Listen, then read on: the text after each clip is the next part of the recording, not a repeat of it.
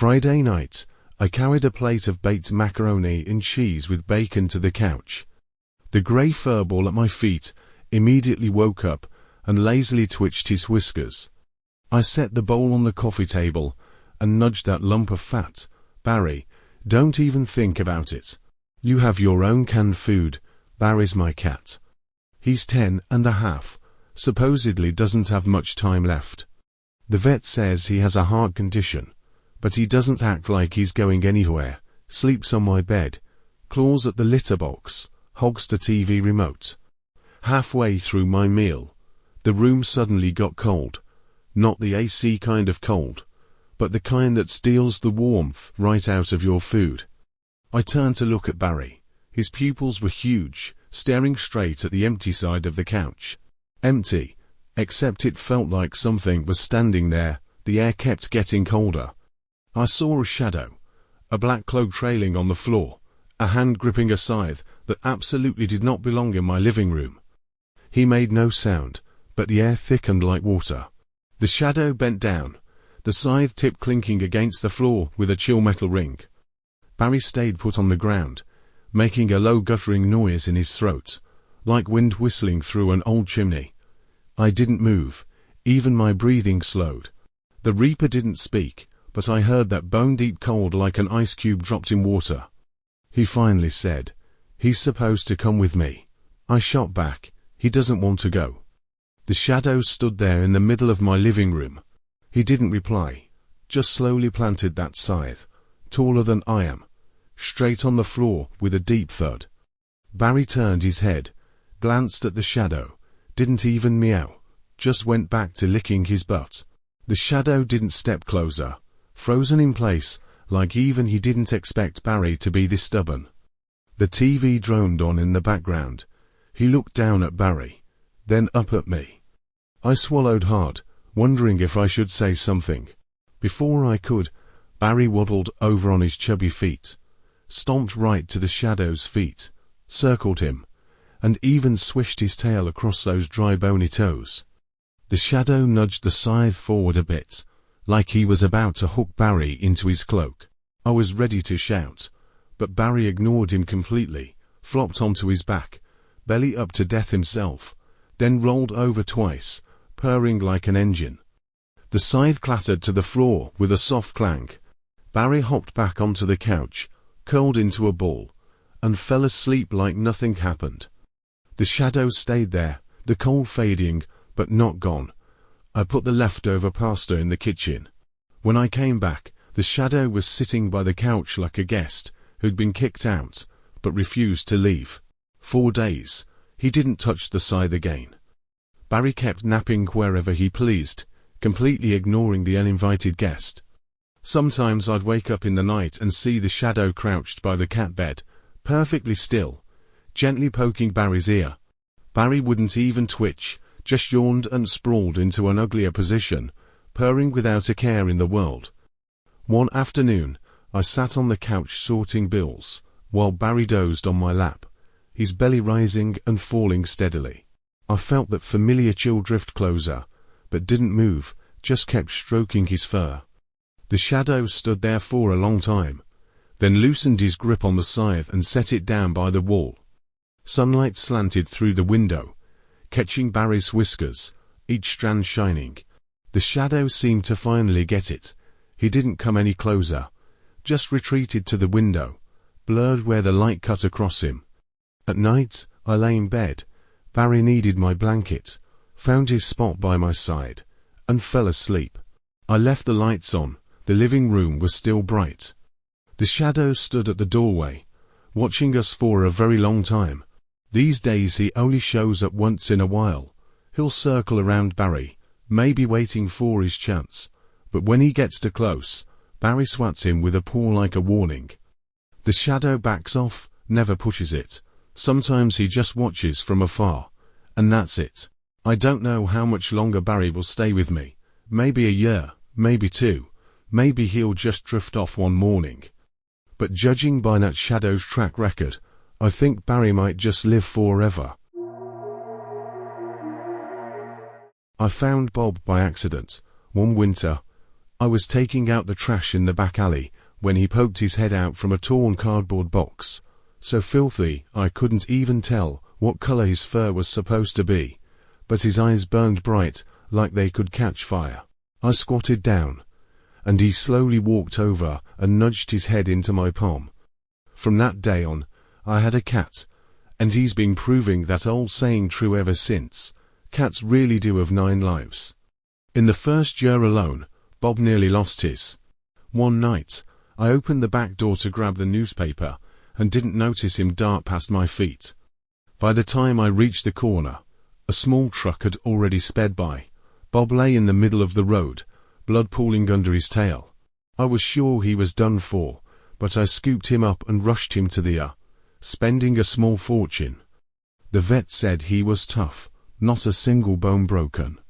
3 days later, he busted open the cage himself and was lounging on the reception desk waiting for me to take him home. After that, Bob got bolder. He loved jumping onto the windowsill and curling up in my rosemary pot to nap. In summer, I'd open the window for air, and he'd shove the screen aside and slip out. Once, he slipped and fell from the 2nd floor straight into the backyard. The neighbors came running, and I thought for sure he was dead, but there he was, lazily licking his paw next to a flattened pot of daisies, not a scratch on him. I thought that was as bad as it would get, but Bob had bigger surprises. One time was frying bacon in the kitchen. Hot oil was popping everywhere, but Bob insisted on sitting at my feet to watch. He tried to jump up on the stove, got splashed by oil, and shot under the dining table. I dropped my spatula and crawled around to find him, but he'd already curled up in his bed, purring away. The next day, not a singed hair, like nothing had happened. Bob even fell in the bathtub once. I hadn't shut the bathroom door properly while showering. He pushed it open, slipped on the wet towels, and splashed right in. I panicked and fished him out, but he just shook off the water, perched on a towel, and licked himself dry. Drops from his whiskers dripped onto my foot, cold enough to make me shiver. The scariest was during a blackout. A typhoon knocked out the whole building's power. Pitch dark everywhere. I groped my way to the storage room for candles, and the moment I opened the door, Bob darted in. Before I could react, crash, a pile of old boxes toppled, burying him underneath. I nearly burst into tears, clawing through the mess with trembling hands, terrified I'd crush him more. But deep inside the pile, Bob just wriggled out on his own, climbed onto my shoulder covered in dust, and meowed at me like I'd overreacted. One winter, Bob got really sick. He stopped eating, drinking, and hid inside my closet, refusing to come out. I carried him to the vet. The vet said he was getting old, and I should prepare myself. I sat outside the exam room, clutching the bill, while listening to a puppy whimpering in the next cage. A week later, Bob was back to gobbling down canned food, and even stole a lick of pudding off the nurse's desk. One mishap after another. He got bitten by a snake once, nearly hit by a truck another time, got locked in the neighbor's garage, fought a whole days, then just strolled home. Nothing happened. Every time I thought he wouldn't make it, it was like he'd bet with death, and he always won. The strangest thing happened the year I lost my job. Bob stuck to me like glue, curling up on my lap by day and sleeping by my pillow at night. One early morning, I woke to footsteps in the living room. I grabbed the broom by my bed and charged out, thinking it was a burglar, but there was Bob, growling low at a pale, stiff stranger standing in my living room. I was so scared I couldn't even scream. Bob lunged at him, tearing through the shadow like ripping cloth. In a blink, the living room was empty except for Bob's steady purr. I sank to the floor, scooped him up, and he just licked my face and yawned like nothing happened. Later, I got a new job, and life slowly got better. Bob grew older, a bit hard of hearing, missing a few teeth, but he could still leap onto the kitchen counter to steal my turkey, still stretch out on my belly on summer afternoons, sun-drenched and warm as a hot towel. Sometimes I wonder if Bob's used up all my bad luck for me, trading it for extra chances at life. Nobody can prove that, but as long as he's around, I feel safe. Now Bob's much older and sleeps more, sometimes for an entire day at a stretch. I'll reach out to feel his belly rise and fall, faint but steady. Neighbors drop by and shake their heads, saying he's a miracle. I just smile and nod. At night, I often dream of him as that tiny kitten I lifted from the cardboard box, for soft as cotton, eyes burning like flame. When he finally uses up that last life, I'll bury him under the little cherry tree in my yard. That way, when spring comes, I'll still see him rolling in the flower shadows, never truly gone. Lately, I've been waking up every night around 3 in the morning.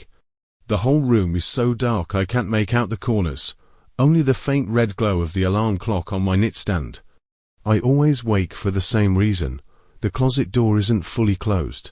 The crack gapes open like a mouth, and something inside moves, scraping softly against the wooden panels. The first time I saw it, I almost thought I was still dreaming. It looked like a person, but stretched thin in a way that was all wrong.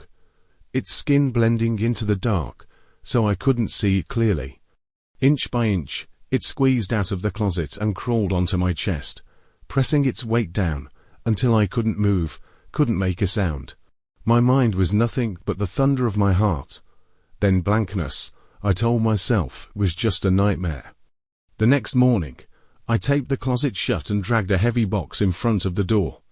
But the second night, the door still opened. The box had been pushed aside, like someone moved it. The tape looked sliced through. I lay there wide awake, watching that thing drift close to my face, cold as ice. I wanted to scream, but couldn't even cough. Night after night, it kept happening. At work, I'd nod off at my desk. Co-workers asked if I was losing sleep. I'd laugh it off and say I was just stressed. My mind wouldn't shut down at night. But deep down I knew it wasn't my mind. That thing never left. One Friday, it started raining at dusk. The air felt so thick I could barely breathe. I made a cup of black tea, determined to stay up till at least 11. Instead, I passed out on the couch. When I woke, my mouth was bitter. The TV was still murmuring the news, and from the kitchen I heard dripping water, like someone gently tapping a bowl. Shaking, I went back to my bedroom, promising myself I'd fight it tonight. But before I could even crawl into bed, the door creaked open again. The shape inside moved faster than ever, like a snake slithering to the foot of my bed, inching closer. I had nowhere to run. My legs gave out, and I fell onto the mattress.